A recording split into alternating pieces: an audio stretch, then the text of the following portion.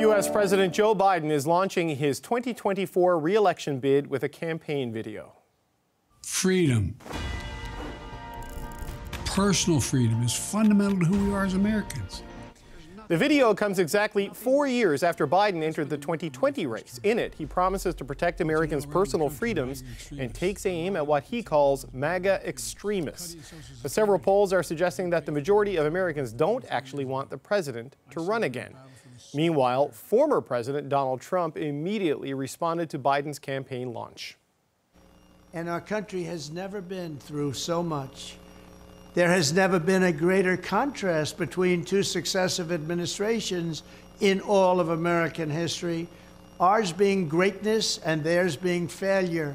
With your support in the election, we will defeat Joe Biden in 2024. We will rescue our... Okay, let's break down the state of the race so far with the CBC's Katie Simpson and with Aaron Blake, a senior reporter at the Washington Post. Thanks, gang. Getting a bit of deja vu watching that one, Katie. I mean, this is a rehash of the last race. I mean, what's your take on what we've seen with Joe Biden and his announcement and the Trump response?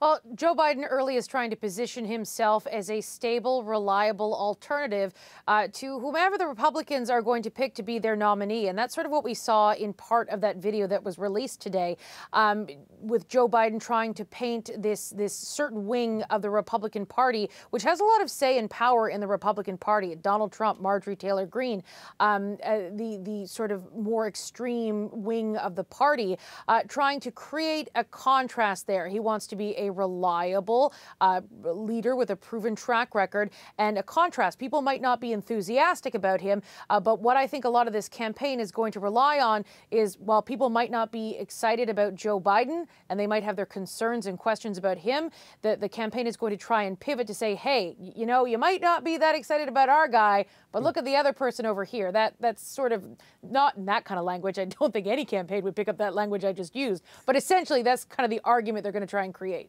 You know, Aaron Blake, elections are about the future, right? And the incumbent president is 82, or will be 82 by the time he runs. Donald Trump is currently 76. I mean, how much do you think that factors into the upcoming race?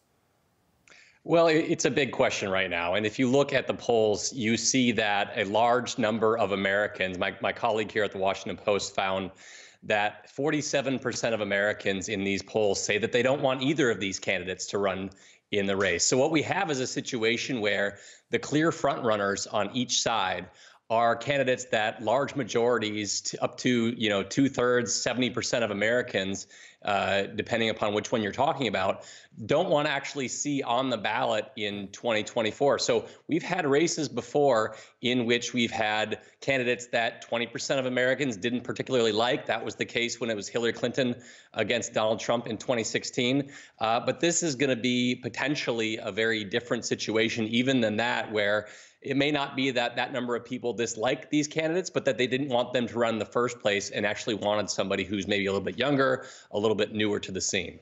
So, Katie, you know, in the video, Biden references the battle for the soul of a nation. He mentions MAGA supporters. There's January 6th imagery. I mean, it's about as subtle as a punch, right? The argument that he's making to the electorate there.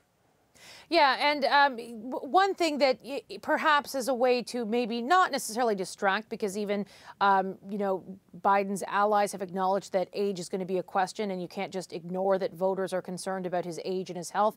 But really leaning into the issues right now, voters have experienced over the last several years a number of significant changes in their lives that perhaps many had never imagined.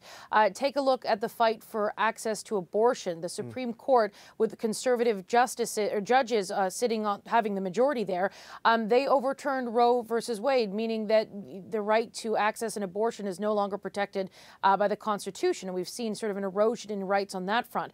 We've seen a number of legislatures at the state level take on anti-LGBTQ legislation and a number of other measures. And so Joe Biden and his team are really going to try to lean in into some of those issues, into some of the more progressive issues where they think they can motivate and sort of ensure their base will show up, and part of that, even though it's part of the contrast, right? If you don't vote for me, this is what you're going to see more of, and do you really like what you've seen so far? But, you know, Aaron, you mentioned that poll that 47% of Americans don't want either one of them to run again. They're looking for change. I mean, but the Republicans, they have yet to choose their contender. Trump sure looks like the front runner. He sure looks like the favorite. I mean, Ron DeSantis, a lot of air has come out of that balloon over the last couple of weeks. I mean, are Americans ready for Trump part 2 or part 3, actually?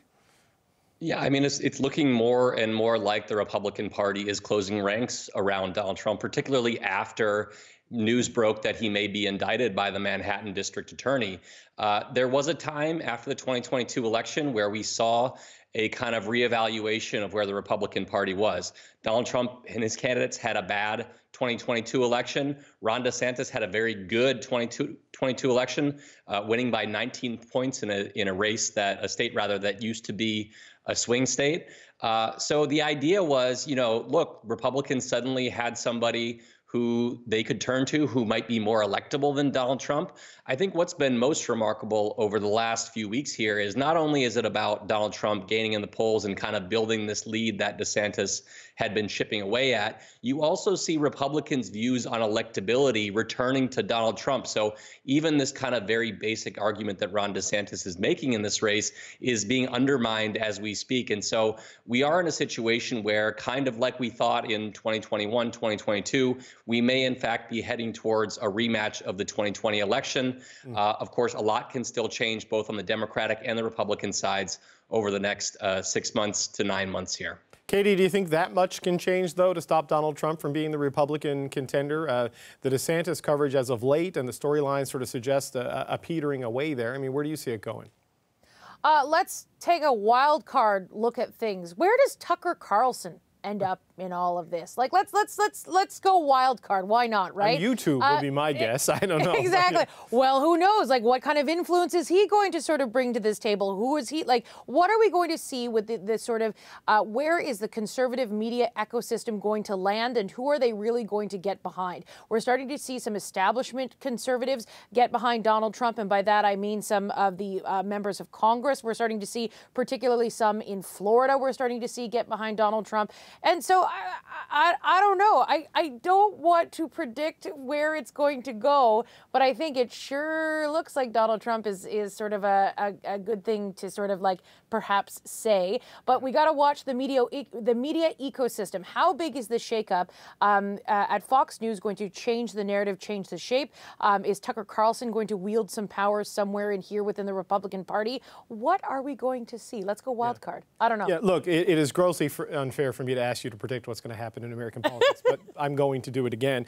So, Aaron, I mean, just on that issue of Tucker Carlson, who suddenly finds himself a free agent right now, a very influential voice in the conservative ecosystem, 3 to 4 million people a night on Fox News, now jettisoned.